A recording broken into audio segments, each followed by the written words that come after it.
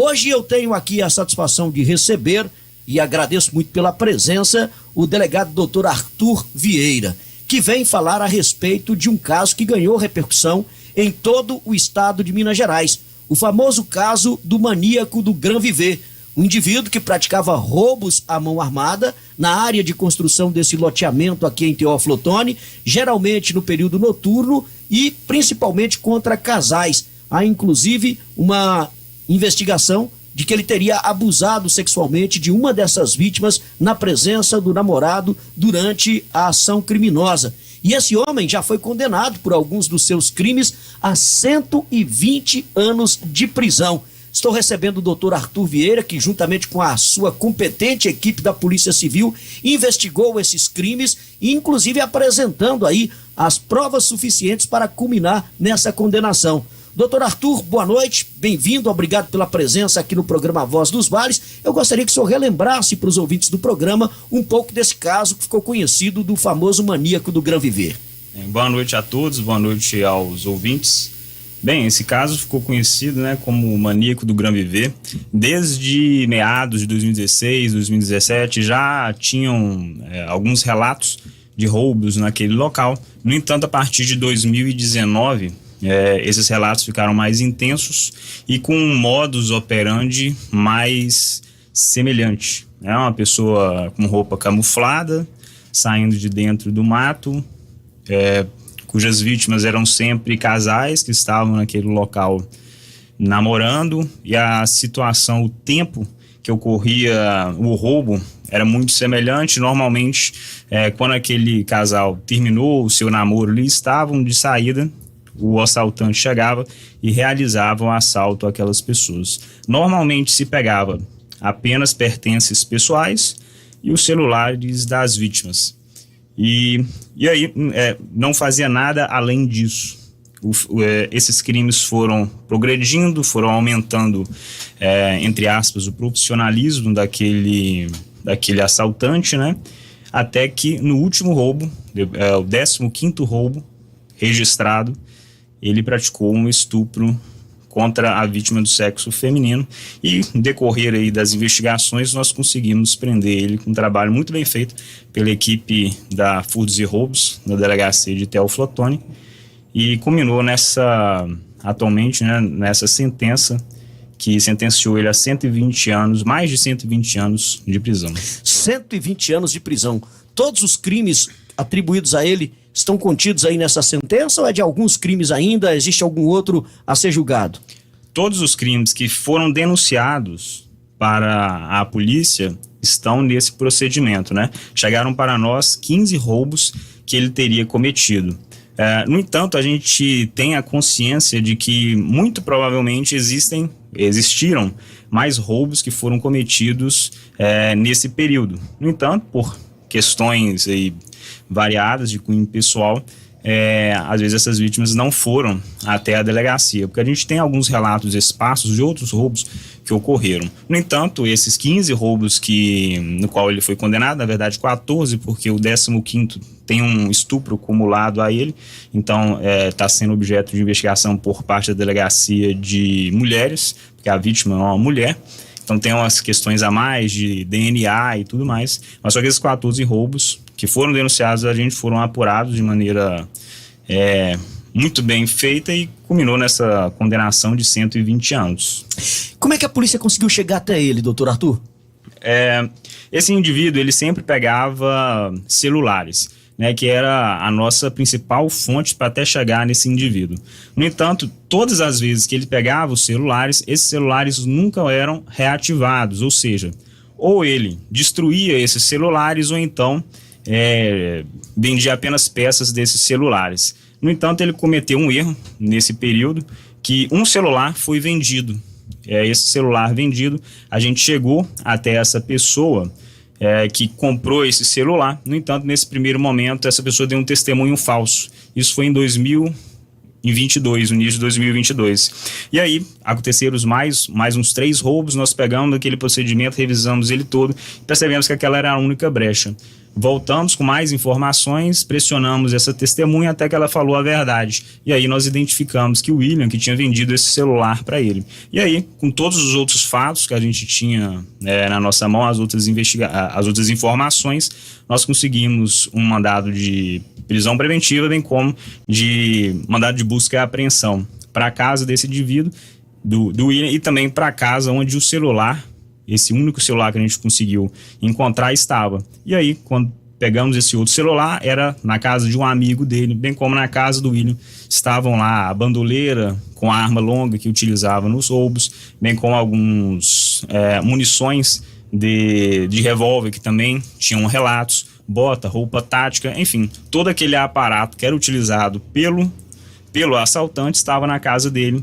As vítimas fizeram reconhecimento pessoal, físico dele, bem como por voz, todos reconheceram ele como o assaltante. E a polícia fez um trabalho fantástico, isso aí, para coletar provas, inclusive, dando ao Poder Judiciário a condição suficiente para julgá-lo. Tanto que ele foi condenado a mais de 120 anos de prisão pelos 14 roubos a este criminoso atribuídos. Sim, apenas com um arcabouço probatório bastante forte é possível ter uma condenação dessa monta, né? Porque é uma responsabilidade muito grande, não só para a equipe da Furtos e Roubos, mas também pelo próprio juiz para dar uma condenação dessa. Ou seja, foram cerca de 20 testemunhas que foram ouvidas, bem como fizeram reconhecimento pessoal e reconhecimento por voz e confirmaram que era um indivíduo. Portanto, é uma prova muito forte, né? Junto com as outras que tinha, bem como o perfil dele, tinha um quesito de muita agressividade contra as vítimas do sexo feminino, xingava desnecessariamente. E ele já tinha um histórico de violência doméstica familiar contra uma namorada que ele tinha. Então foram diversos fatos que culminaram nessa condenação. Agora, doutor, na ação desse criminoso, ele usava violência contra as vítimas ou apenas a ameaça, né, com arma de fogo e com o poder também de intimidação, né, através dessa arma e da imposição através da sua voz para praticar esses crimes? Sim, o crime praticado é crime de roubo, ou seja, subtração de coisa alheia móvel mediante violência ou grave ameaça. A ameaça sempre existia, tendo em vista todo o aparato que ele estava e com arma de fogo. E também a violência física, em alguns casos, também existiu. Em alguns casos ele deu algumas coronhadas em alguma das vítimas, bem como o último caso que foi de estupro, né? Que praticou um estupro contra uma das vítimas, e isso não deixa de ser uma violência das piores que nós temos hoje. Pois é, e aí é uma coisa que inclusive assustou, chocou a população de Teófilo, porque me parece que essa vítima, além de ter sido abusada sexualmente, isso tudo aconteceu na presença do namorado dela, né? Sendo ele intimidado pelo criminoso com a utilização dessa arma de fogo. Sim, o companheiro dela na época, né, ficou sem reação, não tinha como ter uma reação, ele estava armado e falou a todo momento que ia matar ele e ela se ele tivesse alguma reação.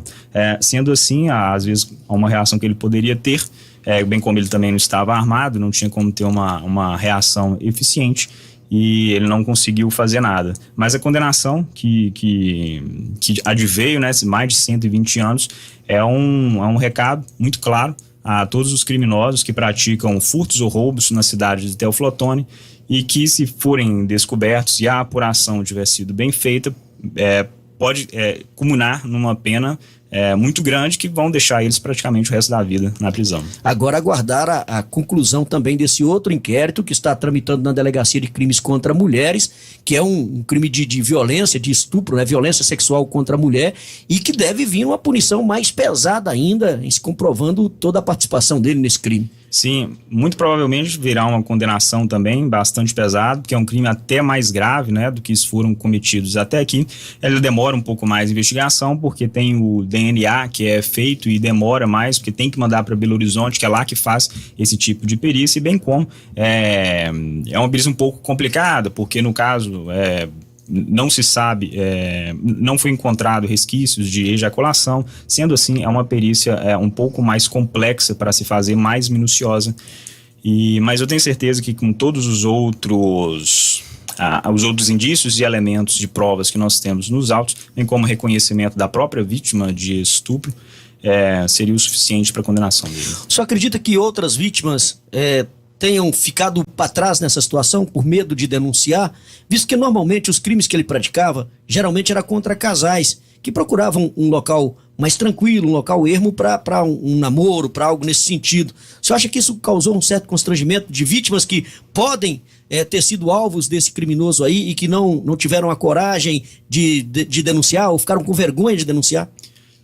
Com certeza esse é um dos elementos que fizeram com que esses outros crimes não viessem à tona. A gente sabe que teve alguns outros mais, mas como não chegou essa denúncia até a delegacia, a gente não pôde apurar.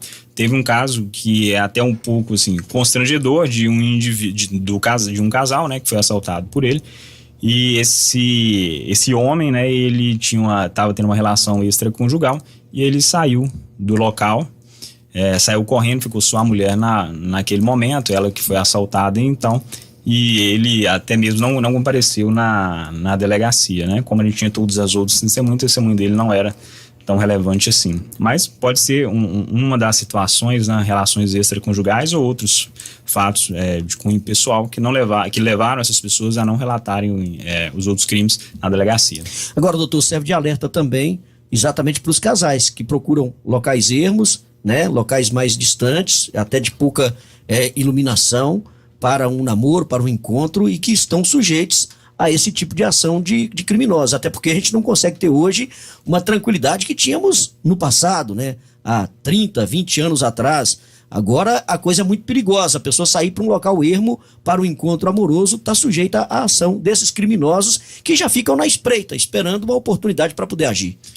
E esse é uma situação que a pessoa, né, que o casal fica vulnerável, não tem como fazer nada, é pego de surpresa e pode acarretar numa situação dessa. Então não é aconselhável ir para locais ermos para ter algum tipo de encontro, seja com o namorado, marido ou o que for.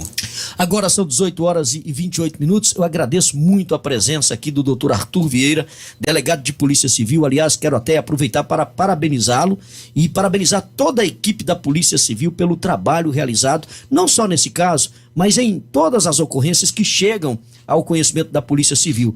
A gente tem o costume de dizer aqui que nós temos a melhor polícia do Brasil em Minas Gerais e aqui em Teófilo Otoni as melhores polícias do estado, porque a competência e a resposta é sempre bem dada e dando condição para que o Poder Judiciário possa aí punir aquelas pessoas que estão cometendo atos de infração à legislação, à lei. Parabéns, doutor Arthur, pelo trabalho, toda a equipe lá da Furtos e Roubos, e nós esperamos aí que outros episódios dessa natureza não se repitam, principalmente nessa questão do último caso que aconteceu, em que além da ameaça, além do roubo, ainda o criminoso abusou sexualmente de uma das suas vítimas, o que é algo muito triste e doloroso e que certamente vai causar aí um trauma, uma consequência para o resto da vida dessa vítima, né? Eu agradeço a oportunidade e tenho a falar que a Polícia Civil estará presente sempre que for necessário para apurar os crimes e que os criminosos sejam punidos de maneira eficiente.